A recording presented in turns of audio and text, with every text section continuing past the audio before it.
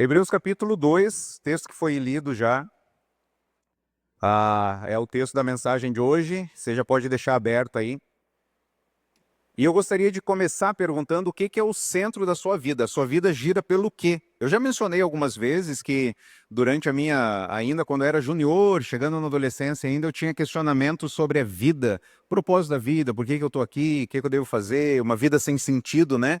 De Eclesiastes, lá quando o autor está apresentando o livro de Eclesiastes, e até nós encontrarmos aquilo que faz a nossa vida girar, faz a gente acordar na segunda-feira, correr durante a semana, aquilo que precisa.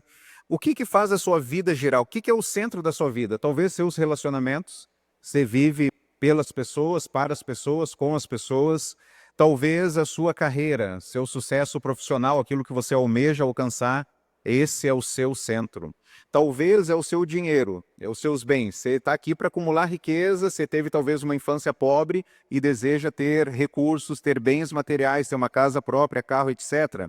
Talvez a saúde, a aparência, vive para a saúde, para a aparência. Talvez vive para o prazer, para o entretenimento, né? Para a diversão. Talvez você vive para o reconhecimento, a aprovação das pessoas. Talvez você vive por uma ideologia, né? Talvez até um partido político é a razão de viver da sua vida. Ou talvez você vive pela espiritualidade, pela religião, né? O fazer, né? Aquilo que alguma sociedade espiritual está dizendo que deve fazer. Eu gostaria que nós refletíssemos sobre isso nessa noite. O que é o centro da nossa vida? Qual é o centro da nossa vida? O que faz a nossa vida girar? O livro de Hebreus é um livro de exortação. Quando nós lemos lá em Hebreus 13, 22, lá no final do livro, o autor ele fala, suportem a minha palavra de exortação. E aí quando nós olhamos o livro, nós vemos que ele exortou o povo com 5 grandes exortações. A primeira exortação nós começamos a ver na mensagem passada, que ela encontra-se do versículo 2, capítulo 2, do versículo 1 até o versículo 4. Essa é a primeira exortação que o autor faz no livro. E aí o que ele está dizendo? Que se Deus lá no passado puniu as pessoas por não ouvirem a mensagem que veio por meio de anjos, veio por meio de Moisés, quanto mais agora as pessoas que estão negligenciando tão grande salvação, anunciada por quem? Por Jesus.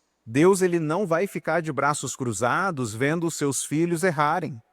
Deus ele vai disciplinar os seus filhos, Deus vai corrigir os seus filhos. Nós como pais nós fazemos isso. Se nós vemos nossos filhos fazendo algo errado, nós repreendemos eles, nós corrigimos eles. Deus da mesma forma. O nosso Deus Santo ele não vai, olha que bonitinho, olha o que ele está fazendo, olha a birra, né, que esse homem de 40 anos, essa mulher de 27 anos está fazendo, olha que bonitinho. Deus não vai ficar de braços cruzados vendo seus filhos pecarem. E aí nós vimos na mensagem passada que quem negligencia a revelação divina sofre severa disciplina. E nós vimos na mensagem passada também algo muito importante, que nós nos desviamos não rapidamente, mas facilmente.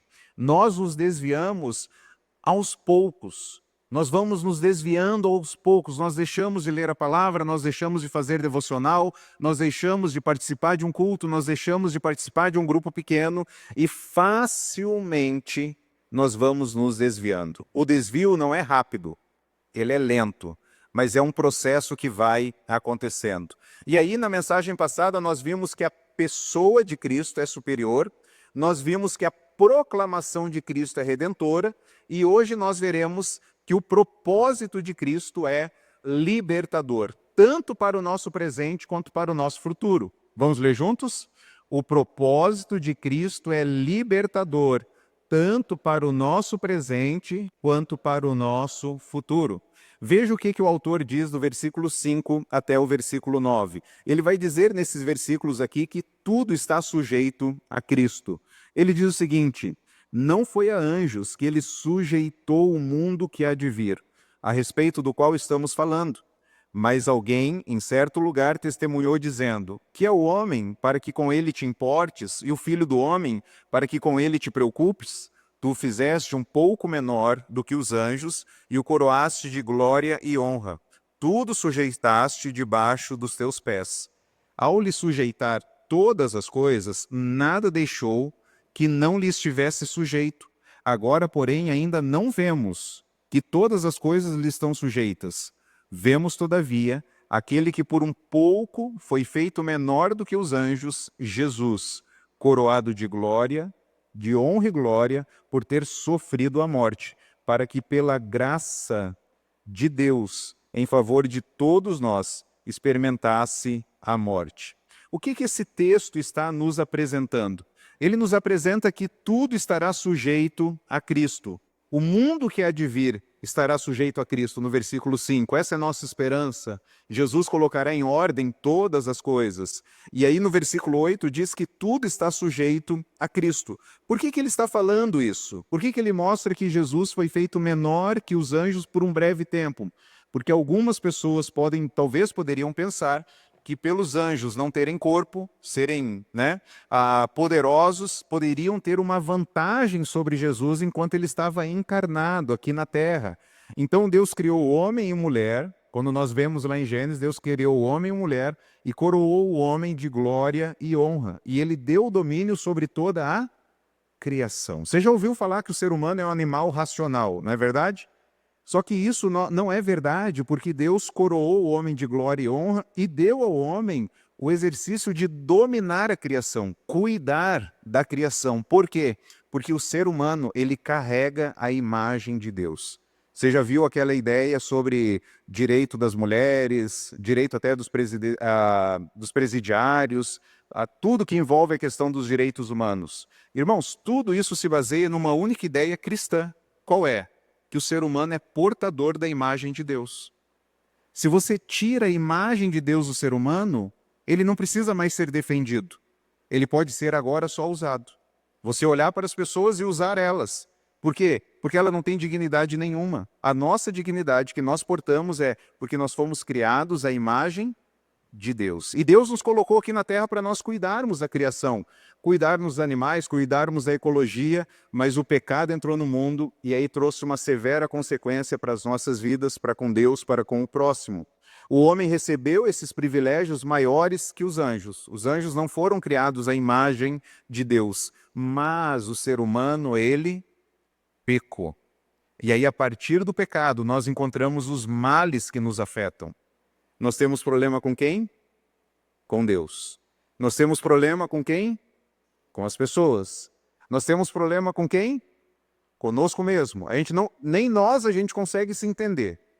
Quanto mais entender outras pessoas. A nossa vida é uma bagunça. As nossas emoções são uma bagunça. Os nossos pensamentos são uma bagunça. Os nossos desejos são uma bagunça. Por que tudo isso? Porque o pecado entrou no mundo. Então, o homem agora não representa a Deus aqui no mundo como deveria. Não precisa levantar a mão, mas quantos de nós aqui já nos frustramos com as pessoas? Quantos de nós aqui já nos decepcionamos com as pessoas? Por quê? Porque nós colocamos uma expectativa sobre elas. A gente fala, essa pessoa aqui, nunca vai fazer isso. E essas pessoas fazem, porque elas são pecadoras. Elas vão pecar. É a natureza delas. É isso que a gente sabe fazer de bom. Sabe no que a gente é bom mesmo? O que a gente é bom? A gente é bom em pecar. A gente peca de inúmeras formas, inúmeros jeitos. É nisso que a gente é bom. E aí então o homem não está mais representando a Deus aqui no mundo. Ao invés de ser um representante de Deus, ele não está mais vivendo para Deus, vivendo para o próximo. Ele não está exercendo o domínio porque ele nem mesmo se domina. O ser humano não consegue nem dominar as suas emoções, nem os seus desejos. Ele é escravo dos seus desejos. Então Jesus, ele vai consertar todas as coisas. E ele começou a consertar as nossas vidas. Amém? É por isso que nós estamos hoje aqui. É por isso que nós estudamos a palavra. É por isso que nós oramos. É por isso que nós fazemos devocional. É por isso que nós nos relacionamos com os irmãos, porque Jesus já começou a consertar as nossas vidas. E ele vai consertar todo esse universo. A humanidade de Cristo permitiu ele readquirir o domínio que o homem havia perdido. Deus não prometeu que os anjos reinariam no mundo. Deus prometeu que vai sujeitar todas as coisas a Jesus, e no livro de Coríntios diz que nós reinaremos com Cristo. Nós vamos governar com Cristo. Então não perca a esperança. Porque no final, mas é no final mesmo, tá, irmãos? Não é antes. No final, todas as coisas vão dar certo. Não creia quando alguém fala assim, você está com algum problema. Não fica tranquilo que no final vai dar certo. Você tem que lembrar, pode ser que eu morra sem dar certo. Eu morra.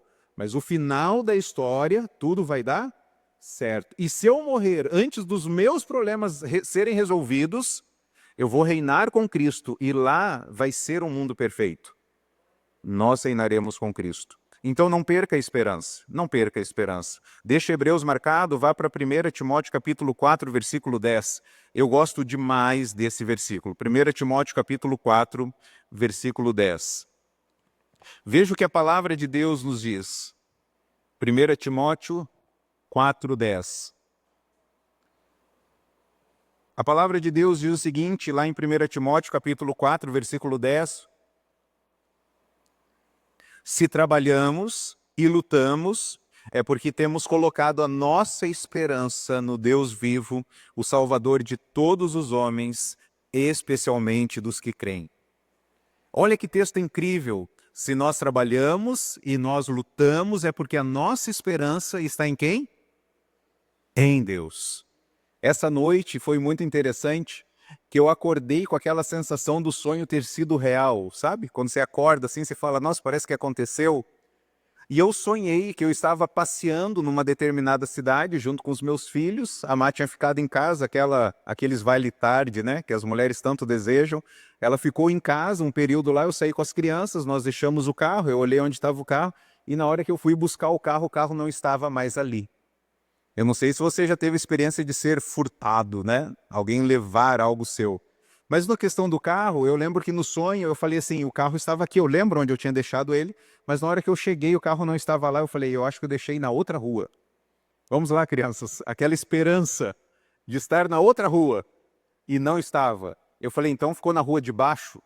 E eu falei, tomara que não tenha sido roubado, tomara que não tenha roubado. E aí eu vasculhando aquela praça, né, aquela cidade onde nós estávamos, o carro havia sido roubado. E eu acordei com essa sensação. Por um tempo, durante o sonho, tendo aquela esperança, o carro não foi roubado, ele está aqui. Aquela mistura do nosso coração de raiva, Deus, pega. Mas pega a criatura que roubou. Na verdade não, Deus, deixa que eu pego. Deixa comigo, Senhor, eu resolvo, né? A gente procurando. E por outro lado, aquela sensação de esse é um mundo caído. Esse é um mundo de caos, de problema. E aí quando nós olhamos para esse texto, se nós estamos trabalhando, se nós estamos lutando, é porque a nossa esperança está nos Deus vivo, Salvador de todos os homens. Não coloca a sua esperança no carro. Não coloca a sua esperança em relacionamento. Não coloca a sua esperança na sua saúde. Não coloca a sua esperança nas pessoas. Coloca a sua esperança em Jesus. Porque Ele vai consertar todas as coisas.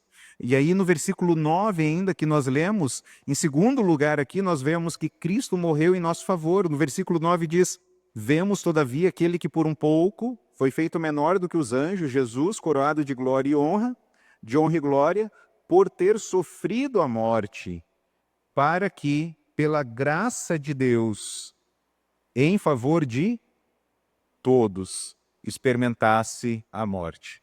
Irmãos, Cristo morreu em nosso favor.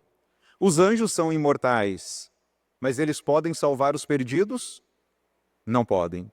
Eles podem restaurar o domínio que o homem perdeu? Não pode. Quando esteve na terra, Jesus exerceu autoridade, ele recuperou o domínio que o último Adão havia perdido, o representante de Deus, Adão, havia perdido. Jesus veio, então ele restaura, ele recupera esse domínio. Jesus tornou-se homem para morrer pelos pecados dos homens e perdoar, então, aquilo que havia sido perdido, perdoar os nossos pecados, restaurar aquilo que havia sido perdido e restaurar o nosso relacionamento com Deus. Jesus fez isso por nós, o texto diz, pela graça de Deus. Irmãos, nós não merecemos, nenhum de nós aqui merece. Eu mereço a salvação, eu mereço. Não, nós não merecemos, a salvação é pela graça de Deus. Nós não merecemos ser salvos. Nós obtemos a salvação por meio da fé em Jesus. Então o nosso maior problema, irmãos, não é financeiro. O nosso maior problema não é a nossa saúde, o nosso maior problema não são os nossos relacionamentos. Jesus veio a resposta de Deus para os nossos dilemas. A resposta de Deus é Jesus. E Jesus veio então resolver o nosso maior problema, que é o pecado. Ele morreu em favor de todos. Ele experimentou a morte. Eu fico muito triste, quando eu vejo a sociedade tentando entender a sociedade sem as lentes da palavra de Deus. Quando nós entendemos que Deus criou o universo, nós não somos frutos da evolução, primeira lente. Deus criou. Segunda lente, o pecado afetou tudo. É por isso que nós temos problemas de casamento, problemas com filhos, problemas de saúde, o pecado afetou tudo. E em terceiro, Cristo vai restaurar todas as coisas. A cosmovisão cristã nos apresenta da onde nós viemos, o que deu de errado e o que pode ser consertado. E aí eu fico triste quando as pessoas tentam explicar a existência humana, as relações interpessoais entre as pessoas, tirando Deus da equação. E eu fico mais triste ainda, muito mais triste, quando pastores fazem isso. Eu fiquei profundamente triste essa semana quando eu vi um vídeo de alguém que fez uma pergunta para um pastor, e aí perguntou assim, esses problemas aqui, esse, são falta de fé? Não, pastor renomado. Isso aí não tem nada a ver com fé. O problema não é fé. Isso aí é que as pessoas fazem escolhas erradas. Isso aí é porque as pessoas estão trabalhando demais. Isso aí porque elas têm traumas, elas carregaram traumas. Mas, irmãos, se nós fazemos escolhas erradas, isso é fruto do quê? Do pecado? Se nós estamos trabalhando demais, não temos uma vida equilibrada para cuidar daquilo que realmente importa, que é o relacionamento com Deus, o relacionamento com a nossa família, estamos trabalhando demais, nós estamos fazendo uma escolha muito errada. Isso é problema do quê? Uma visão corrompida do trabalho, do dinheiro. Então nós precisamos compreender o que Deus fala acerca do dinheiro, fala acerca do trabalho, fala acerca dos recursos. Nós precisamos de Deus. E aí quando até um pastor ele começa a tirar Jesus da equação, começa a tirar Jesus da vida, a gente fala, gente, o que está acontecendo? Se Jesus, daqui a um tempo vai acontecer isso. A sociedade, ela olha para o ser humano e diz assim, o ser humano não é pecador. Se nós não somos pecadores, nós não precisamos de um Salvador. E essa mensagem, o mundo entrando na igreja. Esse que é o mundo entrando na igreja. Não é um tipo de roupa, um tipo de boné, um tipo de bermuda. O mundo entrando na igreja são sistemas de valores que tiram Deus da forma como nós enxergamos o mundo. Se Jesus ele veio para morrer em nosso lugar, Jesus é a resposta de Deus para o dilema humano. Irmãos, como que nós explicamos tudo isso? Como que nós conseguimos olhar para a nossa vida e tirar Deus, então, se a causa dos nossos problemas não é o pecado, para que Jesus, irmãos? Para que Jesus? Não, ele é assim porque ele teve um trauma. Não, ele é assim porque alguém judiou dele. Não, ele é assim por causa disso, por causa daquilo. Não, nós somos assim da forma como nós estamos, porque nós somos pecadores. Quantos de nós aqui tem problema? Todos nós. E os problemas que nós lidamos hoje, a maioria deles, tem a ver com as escolhas que nós fizemos no passado. Obviamente, tem problemas que nós lidamos hoje que alguém, um outro pecador veio e causou um problema para a gente. Obviamente. Mas a maioria não. A maioria quem escolheu? Nós decidimos errado. Mas Cristo veio, irmãos. Cristo morreu em nosso favor. Ele, pela graça de Deus, ele morreu em nosso favor e ele é a resposta de Deus para o dilema humano. Em terceiro lugar, Cristo nos santifica. Versículo 10 a 13. Diz o seguinte: ao levar muitos filhos à glória, convinha que Deus, por causa de quem e por meio de quem tu desiste, tornasse perfeito mediante o sofrimento o autor da salvação deles. Ora, tanto o que santifica quanto os que são santificados provém de um só. Por isso, Jesus não se envergonha de chamá-los irmãos. Ele diz, proclamarei o teu nome a meus irmãos, na assembleia te louvarei. E também não porei a minha confiança, nele porei a minha confiança. Novamente ele diz, aqui estou eu com os filhos que Deus me deu. O que esses versículos aqui querem nos dizer? Perceba que no versículo 10, a gente precisa explicar algo, ó. Tornar-se perfeito mediante o sofrimento o autor da salvação dele. O autor está falando que Jesus não era perfeito, ele precisava ser perfeito por meio do sofrimento? Não é essa a ideia. O autor de Hebreus aqui, essa ideia de aperfeiçoar, é a ideia de completar, efetivar, tornar apropriado, qualificado o autor da salvação. Jesus não poderia ter se tornado nosso Salvador e sacerdote apropriado se ele não estivesse experimentado o que nós experimentamos. O que nós experimentamos? Sofrimento e morte. Então Jesus ele precisava ser aperfeiçoado nesse sentido dele experimentar aquilo que nós experimentamos. E aí o texto diz que Cristo nos santifica. Cristo ele é santo aos que são santificados e quanto aquele que os santifica provém de um só. Então Jesus ele nos purifica de todo pecado. Não precisa levantar a mão, mas só para você refletir. Quantos de nós fizemos escolhas absurdamente erradas no passado e a gente olha para o passado, a gente sente vergonha. Só de lembrar, às vezes a nossa bochecha fica vermelha. Aonde que eu estava com a cabeça quando eu fui falar aquilo? Aonde que eu estava com a cabeça quando eu fui fazer isso? Por que que eu fui naquele lugar? Por que que eu fui falar com aquela pessoa? Por que que eu aceitei isso? E a gente olha para a nossa vida, a gente se sente envergonhado. Mas quando nós olhamos para a palavra, nós vemos que Cristo nos santifica. Ele perdoa os nossos pecados, ele nos purifica de todo pecado. Nós, conforme nós vimos aqui, nós somos pecadores e nós vamos pecar. E quando pecar, nós devemos fazer o quê? Pedir perdão. Pedir perdão, Senhor, me perdoe. Eu errei mais uma vez. Eu enfiei os pés pelas mãos. Senhor, tenha misericórdia de mim. Se o Senhor não agir em mim, Senhor, amanhã eu vou voltar a fazer a mesma sujeira, podridão, corrupção que eu fiz hoje. Senhor, me tira daqui. Você já viu aqueles videozinhos onde o pastor de ovelha, ele tira a ovelha de uma vala, ele tira a ovelha com dificuldade, solta a ovelha lá, e a ovelha sai correndo, daqui um pouco pula na vala de novo. Não somos nós? Deus nos tira do pecado e daqui um pouco a gente está no pecado de novo, se lambuzando. Mas a gente vê esse texto aqui que Jesus nos purifica. Irmão, Jesus nos limpa. Eu e você, a gente não consegue se limpar. Sabe aquelas pessoas que têm toque? Elas têm que investigar o coração. Se elas não estão se sentindo sujas por algo que elas fizeram, ou por algo que elas fizeram, ou alguém fez por elas. Sabe aquelas pessoas que têm mania de limpeza? Tá sujo, tem que se limpar, tem que se limpar, tem que se limpar, tem que se limpar. Tem que investigar o coração. Sabe por quê? Porque talvez existe uma culpa que elas estão carregando. E elas não estão conseguindo lidar mais com isso, com algo que alguém fez com elas, ou algo que ela fez. E aí elas estão exteriorizando isso, talvez através do toque. Estão buscando, se limpar daquela mania de limpeza. Mas quando nós olhamos para Jesus, a gente vê que Jesus nos purifica.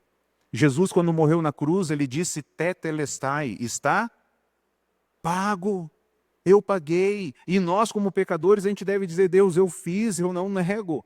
Fiz isso, mas me perdoe, Senhor. Limpe aquilo que eu fiz.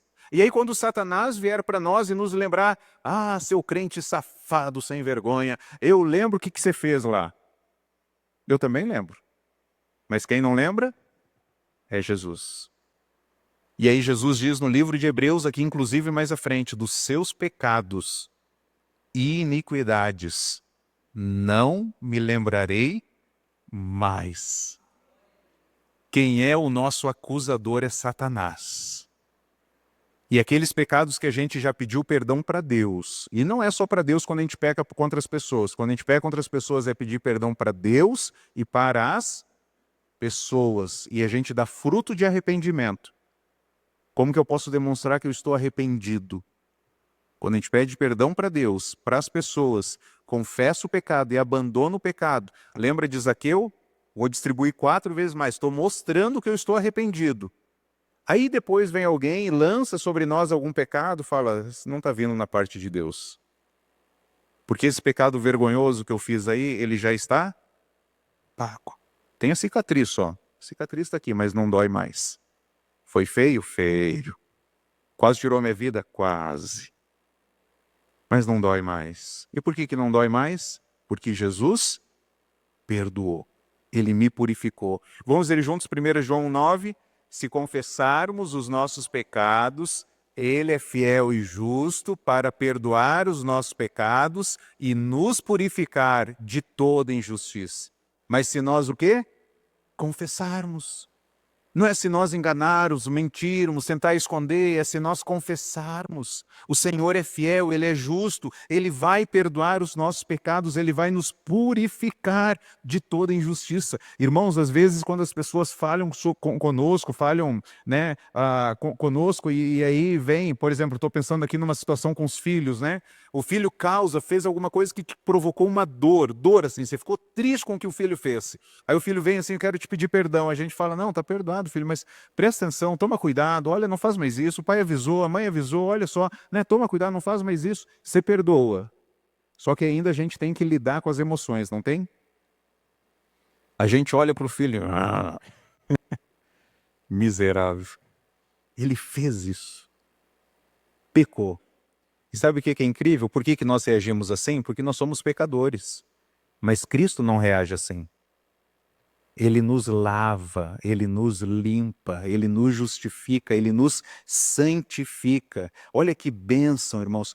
Cristo nos santifica. Do versículo 10 ao 12, nós temos uma outra verdade incrível aí, que nós vimos que ele fala, proclamarei no versículo 12, proclamarei o teu nome a meus irmãos.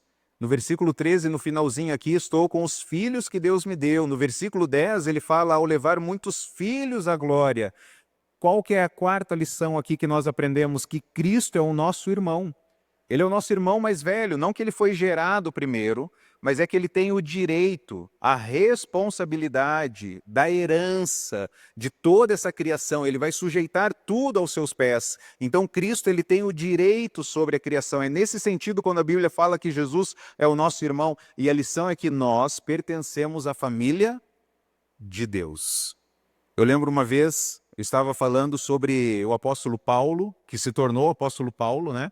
Lá no livro de Atos, ele era perseguidor da igreja, ele tem um encontro com Cristo, e aí Deus fala para... Lembra, gente, mas tenta imaginar aqui, ó, ele está perseguindo, quem ele encontrava, ele lançava para a prisão, ele está perseguindo os cristãos. Ele tem um encontro com Jesus, Deus fala para Ananias, fala, ó, Paulo, agora eu alcancei ele, agora ele é dos nossos. Vai até ele lá e conversa com ele. Se você fosse Ananias, vou não, quero não. Não dá não, senhor. Não, vai lá. Eu vou mostrar a ele o que é sofrer pelo meu nome. Ele não está perseguindo o meu povo? Parece que isso motivou Ananias. Agora eu vou dar esse recado. Olha, Paulo, ó, tu tá judiando dos nossos, agora você vai sofrer. Eu não sei se foi isso, mas Ananias ele foi. Mas sabe o que é incrível? Cara, a primeira palavra que sai da boca de Ananias quando ele vê Saulo, ele fala assim, ó, irmão Saulo. O assassino, o perseguidor. Agora ele é meu irmão. Agora nós temos o mesmo pai, nós fazemos parte da mesma família. Irmãos, isso é incrível. Jesus ele fala irmãos aqui num contexto judaico, os meus irmãos, porque falando da descendência, da genética, né? Jesus ele compartilha da descendência de Abraão. E nós, pela fé, nós somos descendências de Abraão também. Então nós fazemos parte da família de Deus. Apesar de pecadores, nós poderemos nos assentar na mesa de Deus.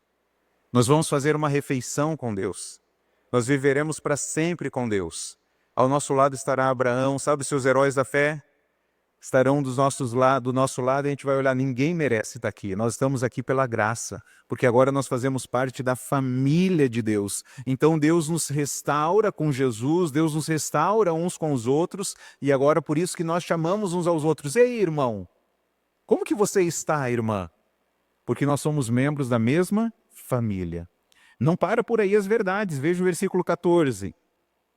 Portanto, visto que os filhos são pessoas de carne e sangue, ele também participou dessa condição humana, para que por sua morte derrotasse aquele que tem o poder da morte, isto é, o diabo. O que Cristo fez? Ele derrotou Satanás. Satanás detém o poder da morte somente no sentido de induzir as pessoas a pecar, e elas estão sujeitas, então, à punição do pecado, que é a morte. O verbo destruir aqui que nós lemos, né, derrotasse, né, destruísse Satanás, não significa aniquilar. Por quê? Porque Satanás, ele não está destruído, mas a ideia é que ele está desarmado. A palavra, então, significa incapacitar, quebrar o poder, tornar inoperante, né? Não caracteriza um aniquilamento total, porque o diabo ele vai existir para sempre e ele será lançado no lago de fogo. Mas quando o texto diz que Jesus destruiu, ele derrotou o poder do diabo sobre a morte, o que ele está dizendo? Que Cristo tem o poder sobre tudo. E a ação de Satanás é limitada. A destruição de Satanás, então, significa que o seu poder está reprimido na vida daqueles que estão comprometidos com Cristo. Tem uma frase que eu ouvi de um pastor há muitos anos atrás. Você é imortal até que Deus decida que o seu fim chegou. Nada, Satanás ele não tem poder de antecipar a sua partida desse mundo. Você é imortal até você cumprir toda a missão que Deus te deixou aqui nesse mundo para fazer. Então a morte não tem mais poder sobre nós. Em Cristo nós viveremos para sempre. Para aqueles que morrem com Cristo, nós damos só um até logo. Ô, irmão, já foi na minha frente, é? Eu tenho inveja santa dos crentes, dos santos que morrem, né? E a gente vai no funeral deles, e eu tenho aquela inveja santa. Eu olho assim e falo assim, já foi antes. Já está lá na presença de Deus. Sem dor, sem sofrimento, sem lágrima. Nós estamos aqui ainda. Ah, mas era melhor a gente trocar de lugar, né? A gente já está com Cristo. Então esses irmãos estão na presença de Cristo, sem dor, louvando a Ele por toda a eternidade. Por quê? Porque Cristo derrotou Satanás, derrotou esse poder da morte. E ainda no versículo 15 ele continua dizendo sobre isso. Olha outra verdade aqui no versículo 15. E libertasse aqueles que durante toda a vida estiveram escravizados pelo medo da morte. Leia junto comigo aqui. Cristo libertou os escravizados do poder da morte. Que poder é esse? Poder do medo.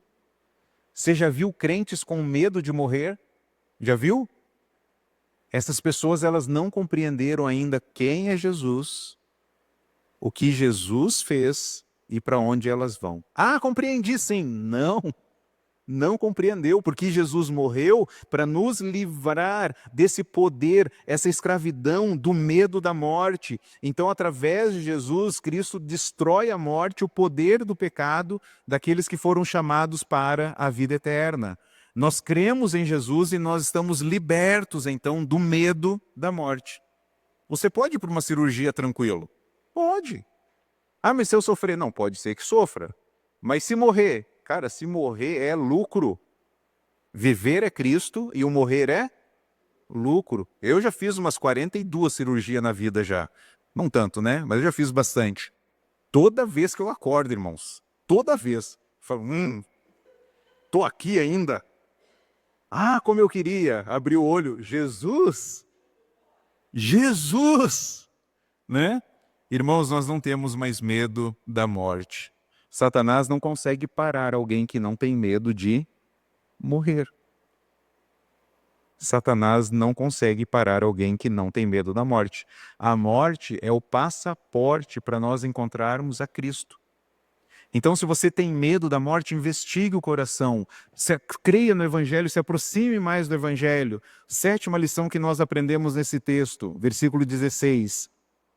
Pois é claro que não é a anjos que ele ajuda, mas aos descendentes de Abraão. Cristo ajuda os descendentes de Abraão. Cristo nos ajuda, conforme nós vimos, né? Os judeus eram descendentes geneticamente de Abraão e nós somos descendentes pela fé de Abraão. Jesus veio não apenas nos salvar, Jesus também veio nos ajudar. Cristo nos ajuda, irmãos. Não apenas salva, mas ele também nos transforma. Ele é o sumo sacerdote misericordioso que se compadece de nós. Então, o que nós devemos fazer quando nós estivermos com dificuldade? Nós devemos clamar: Senhor, me ajuda, Senhor. Eu estou precisando de ajuda, eu preciso vencer essa tentação que está batendo a porta. Senhor, me ajuda a clamar ao Senhor, buscar ao Senhor. Tem uma frase que um professor meu do seminário falou: o que nós precisamos, né? Nós precisamos ter o desejo de desejar. Você, como cristão, eu tenho certeza que muitas vezes você não teve nem o desejo de ler a Bíblia, não é verdade? Você sabia que tinha que ler, mas não tinha o desejo. Sabia que tinha que vir na igreja, adorar o Senhor coletivamente, mas não vinha. Sabia que devia participar de algum ministério, servir, mas não servia, não é verdade? Aí esse professor falou algo muito interessante: tenha o desejo de desejar.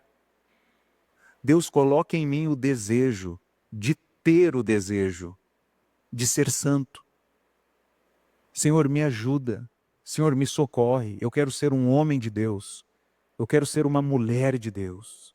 Eu quero a minha família entregue na cruz de Cristo. Senhor, que eu tenha esse desejo de ser um homem, uma mulher, uma família, um casamento consagrado, dedicado, vivendo para o Senhor. Cristo nos ajuda. O problema não está em Cristo. O problema está em quem?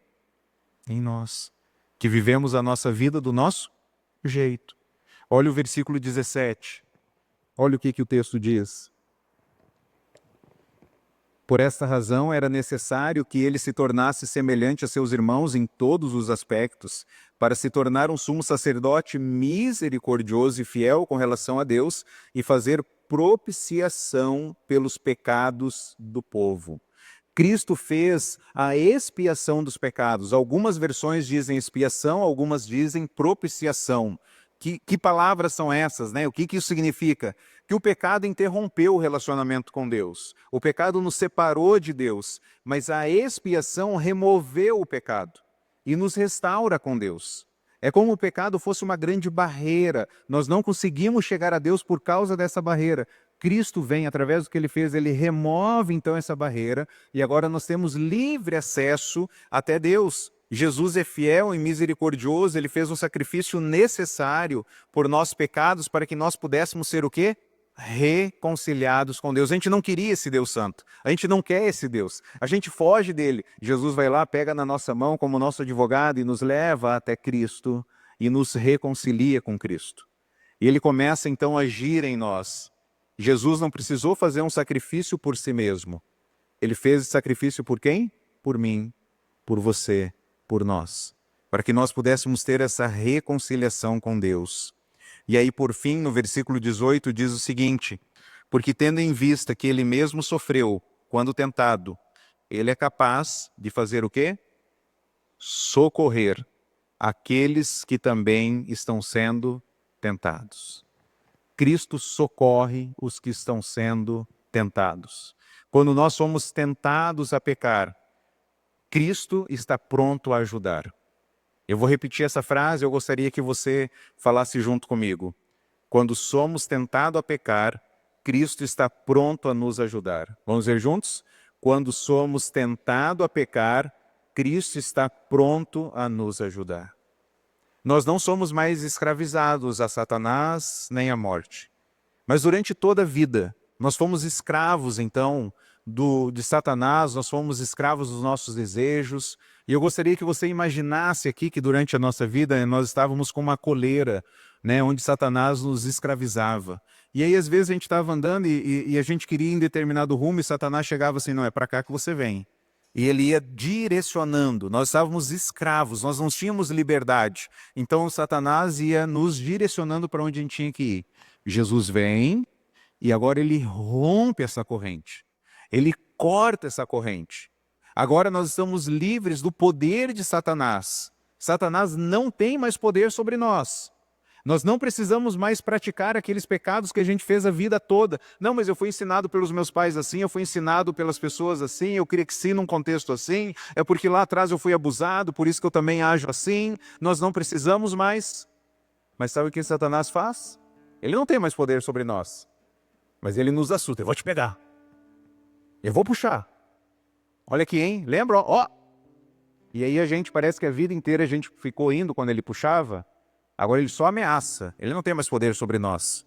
Aí o que a gente acaba fazendo também? A gente acaba cedendo. Mas Jesus veio para socorrer aqueles que estão sendo tentados. Ele está pronto a nos ajudar. Uma vez que os anjos nunca sofreram, os anjos não podem se identificar com as nossas fraquezas. Os anjos não sabem o que é um desejo intenso da carne. Os anjos não sabem isso. Mas Jesus sabe. Ele sabe quando o teu corpo está pedindo para pecar. Mas como? Lembra, Jesus esteve no deserto durante 40 dias, 40 noites, e ele não comeu. O meu pai, quando queria que eu emagrecesse, ele falava assim: Né, você pode ficar 40 dias sem comer também. Jesus ficou?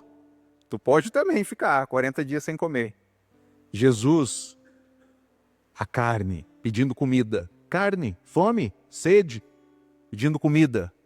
Satanás chega assim: Jesus, transforma essas pedras em pães aqui, ó. Não. A minha comida é fazer a vontade do Pai. Não vou transformar essas pedras em pães. Jesus sabe, então, quando nós estamos sendo tentados, Ele conhece, Ele se identificou com as nossas fraquezas, Ele pode, então, nos ajudar. Ele experimentou o que nós passamos como bebê, Ele experimentou como criança, como jovem, como adulto. Ele sabe o que é ser desprezado. Ele sabe o que é ser rejeitado. Jesus sabe o que é ser alvo de mentiras.